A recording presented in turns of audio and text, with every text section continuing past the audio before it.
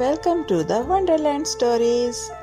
ایک پرسکون چھوٹے گاؤں میں جہاں درخت سرگوشیاں کرتے تھے اور بادل سورج کے ساتھ آنکھ مچولی کھیلتے تھے، ایک مہربان دھوبی، ایک غرور والا گھوڑا اور ایک پیارا سا گدھا رہتے تھے۔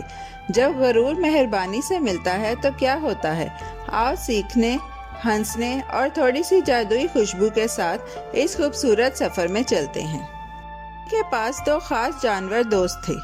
گھوڑا لمبا اور خوبصورت بھورے چمکدار بالوں والا، ہمیشہ اونچی گردن سے چلتا تھا، اور پھر تھا گدھا، نرم خاکی رنگ کا اور چھوٹا سا، جس کی آنکھیں دنیا کی سب سے نرم لگتی تھیں۔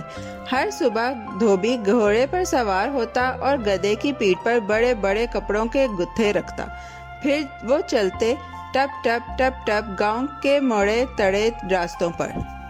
روشن صبح گدھے نے آہ بھری۔ گھوڑے، اس نے نرمی سے کہا، کیا تم تھوڑا سا بوجھ اٹھانے میں میری مدد کر سکتے ہو؟ میری کمر آج بہت تھکی ہوئی لگ رہی ہے۔ مگر گھوڑے نے غرور سے ناک سکیڑی اور دم ہلائی۔ میں کپڑے اٹھاؤں؟ وہ ہنہنایا۔ نہیں نہیں، یہ تمہارا کام ہے، میں تو وہ خاص ہوں جو انسانوں کو اٹھاتا ہوں، کپڑے نہیں۔ گدھے نے نرمی سے مسکرا دیا، حالانکہ اس کی ٹانگیں آج ذرا زیادہ کانپ رہی تھیں۔ اگلے دن گاؤں میں کچھ خاص ہو رہا تھا۔ بہت سے گھروں میں مہمان آئے تھے۔ اس کا مطلب تھا کہ زیادہ کھانا، زیادہ خوشی اور زیادہ کپڑے۔ دھوبی نے اپنے ٹوکروں کو رنگ برنگے کپڑوں سے بھر دیا، سرخ، نیلے، سفید اور دھاری دار۔ گٹھے پر گٹھے گدھے کی پیٹھ پر رکھے گئے، اور گھوڑا، وہ ایک بھی قمیض اٹھائے بغیر مزے سے چہل قدمی کرتا رہا۔ کیونکہ بوجھ بہت زیادہ تھا، دھوبی نے فیصلہ کیا کہ وہ گھوڑے پر سوار نہ ہو، بلکہ دونوں جانوروں کے ساتھ ساتھ چلے گا۔ وہ سرسراتے درختوں کے بیچ سے گزرے، درختوں نے اپنے پتے ہلائے اور تتلیاں ان کے ارد گرد ناچنے لگیں۔ گدھے کے قدم دھیرے ہو گئے، مگر اس نے کوئی شکایت نہ کی، وہ صرف مسکرایا اور چلتا رہا۔ دیر بعد دھوبی نے ماتھے کا پسینہ صاف کیا۔ آؤ تھوڑا آرام کریں، اس نے کہا۔ انہیں ایک بڑا سایہ دار درخت ملا جہاں پرندے لوریاں گا رہے تھے۔ دھوبی نے گھوڑے اور گدھے کو پاس ہی باندھ دیا، پھر خود لیٹ کر جلدی سے نیند میں چلا گیا۔ گدھا بھی آہستہ سے بیٹھ گیا، اس کی ٹانگیں بہت تھک گئی تھیں۔ گھوڑا گھاس چباتا رہا، ادھر ادھر دیکھتا رہا، اب بھی خود سے بہت خوش تھا۔ اچانک ایک نرم سی آواز آئی۔ دھوبی چونک کر جاگا اور اوپر دیکھا۔ گدھا زمین پر آہستہ سے گر گیا تھا، اور بوجھ اب بھی اس کی پیٹھ پر تھا۔ اور نہیں، دھوبی چیخا، تم نے بہت محنت کر لی میرے دوست۔ اس نے جلدی سے گٹھے اتارے اور اپنے مٹی کے برتن سے ٹھنڈا پانی پلایا۔ دھوبی نے گدھے کے پیارے چہرے کی طرف دیکھا اور آہستہ سے کہا، مجھے بہت افسوس ہے، مجھے اندازہ ہی نہیں تھا کہ تمہارے لیے یہ کتنا مشکل ہے۔ پھر وہ گھوڑے کی طرف مڑا، میرے غرور والے دوست، اب وقت ہے کہ ہم بوجھ بانٹیں۔ گھوڑا حیرت سے آنکھیں جھپکانے لگا، میں کپڑے اٹھاؤں؟ مگر جب اس نے گدھے کی تھکی ہوئی آنکھیں دیکھی تو اس کے دل میں کچھ بدل گیا۔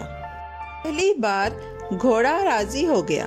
دھوبی نے نرمی سے آدھے گٹھے گھوڑے کی پیٹھ پر رکھے۔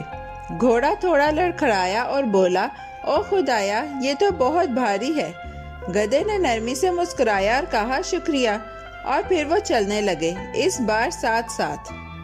گاؤں کا راستہ ہلکا اور روشن لگ رہا تھا۔ پھول مسکرانے لگے اور پرندے خوشی کی آواز میں گانے لگے۔ دھوبی ہنستا ہوا ان کے پیچھے چل رہا تھا۔ کیا خوبصورت منظر ہے، ساتھ کام کرنے کی طاقت۔ اب گھوڑا اپنی گردن اونچی نہ رکھتا، مگر اس کا دل پہلے سے زیادہ خوش تھا۔ اسی رات جب وہ استبل میں تھے اور تارے چمک رہے تھے، گھوڑا جھک کر گدھے سے بولا، مجھے افسوس ہے کہ میں نے خود کو تم سے بہتر سمجھا۔ آج میں نے سیکھا کہ تم کتنے مضبوط اور مہربان ہو، چلو ہمیشہ کے لیے دوست بنے۔ گدھے نے سر ہلایا اور اس کی آنکھوں میں چمک تھی۔ پھر اس دن سے انہوں نے سب کچھ بانٹ لیا، بوجھ، راستہ اور دل۔ تو چھوٹے چھوٹے پیارے بچوں، وہ غرور والا گھوڑا اور نرم دل گدھا سب سے اچھے دوست بن گئے۔ انہوں نے سیکھا کہ بانٹنے سے سفر آسان ہوتا ہے، اور مہربانی سے وہ روشن ہو جاتا ہے۔ تو جب بھی تم کسی کو کوئی بھاری چیز اٹھاتے دیکھو، ہاتھوں میں یا دل میں، شاید تم بھی مدد کا ہاتھ بڑھا سکو جیسے گھوڑے نے کیا۔ اور یاد رکھو، بہادر دل اور مہربان باتیں دنیا کو خوبصورت بناتی ہیں۔ پیارے بچوں، کیسی لگی آپ کو یہ کہانی؟ ایسی ہی مزیدار کہانیاں سننے کے لیے ہمارے چینل کو لائک، سبسکرائب اور شیئر کرنا مت بھولیے گا۔ Bye bye. پیارے بچوں، کیسی لگی آپ کو یہ کہانی؟ ایسی ہی مزیدار کہانیاں سننے کے لیے ہمارے چینل کو لائک، سبسکرائب اور شیئر کرنا مت بھولیے گا۔ Bye bye.